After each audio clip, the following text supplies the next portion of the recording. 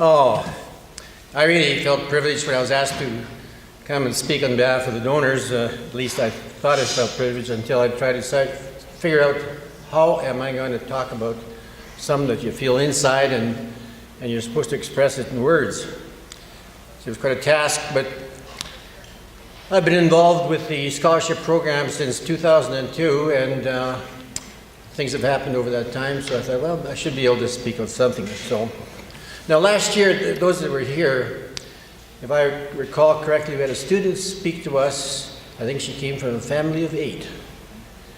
And the chance of going to university was pretty slim, she thought, complete high school. And she was here. And she talked about what the scholarship meant to her. And I know I was going to the corner of my eye. Very, very touching. You know, and for us donors, all of a sudden we felt pretty important. I guess the first question I had to ask myself is, I was never a student at this college, so why am I involved? My brother, younger brother, did go to college in Vermilion, took the 2-year ag course, so there is a bit of a connection, but that was it. But I think I got to go way, way back when the colleges commission came to Lloydminster and we're fighting for a college here.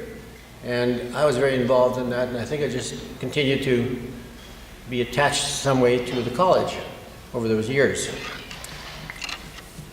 You know, the more I thought about the topic and the donor, I had to go back into my own history and my student days at university. And it was tough. There wasn't that much money available, and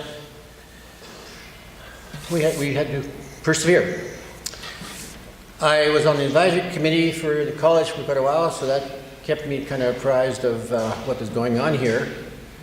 And then in my later years, when I thought I was going to retire, I got ended up with the upgrader, and we ended up building the college residences. One of my responsibilities was housing, and we had a whole host of meetings and lots of flights to Calgary with Doug Schmidt, was I think the president at that time of the college. And we built the residences that were used by the workers during the construction phase, and then the upgrader was built. The college received the residences, and that's the way it got, because I believe the original plan was to have residences built at the time they built this college, and then money was short or something. Anyway, the government chopped it off, and there was no residences. So that's kind of the college was a beneficiary of the upgrader. Now, why did I get involved in the scholarship program? I have to go back to my own family history. I'm the eldest of 6 kids, raised on a homestead farm. That's a $10 farm for 160 acres. And the yield from the farm was never that great, but we were never hungry. And us old-timers, I'm not going to consider myself an old-timer now, remember that it was a cream check that bought the coffee, the post of the sugar, the flour, the salt, and the pepper. And I think of Ernie Ford, who used to be the CKSA many years ago, and he'd always say, "Don't cry, Mama, cream check come tomorrow." You know, one thing my parents took very seriously is they wanted to see that all of us kids got a good education. My dad only completed grade 5, and my mom completed grade 9. Going to school was not that important. It was go to work on the farm. It was not a priority. It wasn't that they didn't do well in school, it's just that farming came first. When I completed my grade 9, we did not have a high school teacher. You can date me now, this is the last year of World War II, and a lot of the teachers were in the armed forces. And rather than lose a year of schooling, my parents decided to send me to Edmonton to take my grade 10 at Skoda. And I went, and of course, being out of town, we had to pay tuition. And I remember that I thought I was going to get expelled because I didn't have the money. My parents didn't have the money for the tuition. Thankfully, and I'm not sure why, but the principal took a liking to me and gave an extension, and finally got tuition paid, and they didn't kick me out, so I did complete my grade 10 in Edmonton and then come back. If you've heard of the metropolis of Lavoie, that's a suburb of Vegreville. But that's where I went to school. Let's fast forward 3 years, and I'm at university. Now, tuition was much higher, and there was room and board to pay. And I'd look around me and I'd see these affluent students driving cars, nice clothes, and I was scraping by. I have to admit that I was at times embarrassed in my old clothes that were out of style, but the thing that kept me going is my